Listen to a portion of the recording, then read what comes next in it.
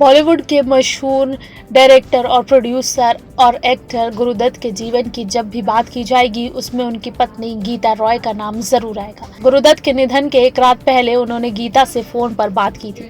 बात क्या या यूं कहें कि लड़ाई की थी। 23 नवंबर 1930 को बंगाल के एक जमींदार परिवार में जन्मी गीता रॉय एक एक्ट्रेस होने के साथ साथ एक सिंगर भी थी। गायिका गीता रॉय का फिल्मी सफर जितना सफल रहा उसके ठीक उल्टे उनका निजी जीवन उतार चढ़ाव भरा रहा। एक रिपोर्ट के मुताबिक गुरुदत्त और गीता दत्त की पहली मुलाकात देवानंद के घर पर हुई थी, जब गीता दत्त ने गाना गाया था और उसी गाने को सुनकर गुरुदत्त ने अपनी फिल्म बाजी के लिए गीता को गाना गाने का ऑफर दिया था। बाजी के ही सेट पर दोनों के बीच प्यार हुआ। उस समय गीता रॉय एक पार्श्व गायिका के रूप में मशहूर हो चुकी थी। उनके पास एक लंबी गाड़ी हुआ करती थी। वो गुरुदत्त से मिलने उनके फ्लैट पर आया करती थी। अपने घर से वो ये कहकर निकलती थी कि वो गुरुदत्त की बहन से मिलने जा रही हैं। फिल्म बाजी रिलीज हुई साल 1951 में और ठीक 2 साल बाद 1953 में गुरुदत्त और गीता रॉय ने शादी कर ली। गुरुदत्त की ऐतिहासिक फिल्म प्यासा जब बन रही थी तभी गीता और गुरुदत्त के बीच दूरियां आनी शुरू हो गई।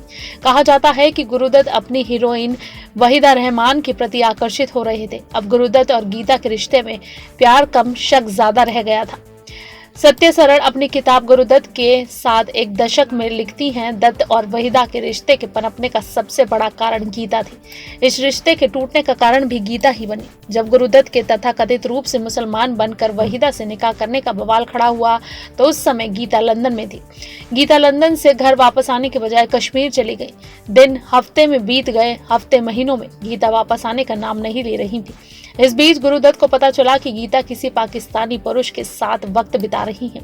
गुरुदत्त ने अपने रिश्ते को एक और मौका देना चाहते थे, इसलिए दत्त ने वहीदा रहमान को ठुकरा दिया। ये सब उन्होंने इसलिए किया ताकि गीता उस पराये मर्द को छोड़कर वापस उनके पास चली आए। दत्त ने गीता के साथ अपना जीवन नए सिरे से शुरू किया, लेकिन कुछ समय बाद दोनों फिर अलग हो गए। ऐसा नहीं है कि गीता को गुरुदत्त से प्यार नहीं था। गुरुदत्त के निधन वाली रात गीता दत्त से फोन पर बेटी के लिए लड़ाई की थी।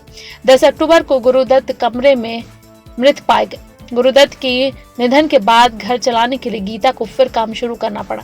गुरुदत्त के निधन के बाद गीता ने बहुत शराब पीनी शुरू कर दी। शोज और रिकॉर्डिंग में उनके खूब शराब पीकर आने के किस्से भी सुनाई देते रहे। आर्थिक स्थिति बिगड़ गई और अंत में साल 1962 में लिवर की बीमारी के चलते गीता दत्त का भी निधन हो गया। वो महज 42 साल की ही थी।